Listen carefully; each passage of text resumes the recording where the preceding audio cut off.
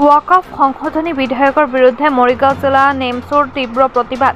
ওয়াকফ সংশোধনী বিধেয়ক বাতিল কৰাৰ দাবীত নীতিশ কুমাৰ চন্দ্ৰবাবু নাইডুৰ প্ৰতিকৃতি দাহ কৰি তীব্ৰ প্ৰতিবাদ সাব্যস্ত কৰে মৰিগাঁও জিলা নেমছৱে। মৰিগাঁও জিলাৰ লাহৰীঘাটৰ নগাপন্থাতো নীতিশ কুমাৰ আৰু চন্দ্ৰবাবু নাইডুৰ প্ৰতিমূৰ্তি দাহ কৰি তীব্ৰ প্ৰতিবাদ সাব্যস্ত কৰে নেমছৱে। আজি বিয়লিৰ ভাগত নগাপন্থা বজাৰত স্থানীয় ৰাইজৰ সহযোগত মৰিগাঁও জিলা নেমছৰ সভাপতি কুতুবুদ্দিন আৰু সংগঠনৰ কৰ্মকৰ্তাসকলে প্ৰতিবাদ সাব্যস্ত কৰি ওয়াকফ সংশোধনী বিধেয়কখন বাতিল কৰিবলৈ দাবী জনায়।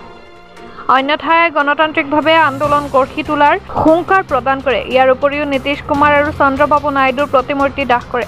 লাহৰীঘাটৰ পৰা খাইৰুল ইছলামৰ ৰিপৰ্ট। কোনো ওলোৱা নাছিল, এতিয়া আমি মুছলমান ঘৰত শুই নাথাকোঁ, এতিয়া মুছলমান ওলাই আছে আৰু অহা দিনলৈকে ওলাই থাকিব। কাৰণ বিজেপি চৰকাৰে আমাৰ কলিজাত মুছলমানৰ কলিজাত হাত দিছে। আমি এইটো কেতিয়াও সহ্য কৰিব নোৱাৰোঁ। আমি এইটো যেতিয়ালৈকে বাতিল নহ'ব আমি গণতান্ত্ৰিকভাৱে মৰিগাঁও জিলা নেমছৱে আন্দোলন কৰি যাম আৰু আমি দৰকাৰ পৰিলে বুকুত গুলি ল'ম আৰু আমি আন কেতিয়াও নামানো।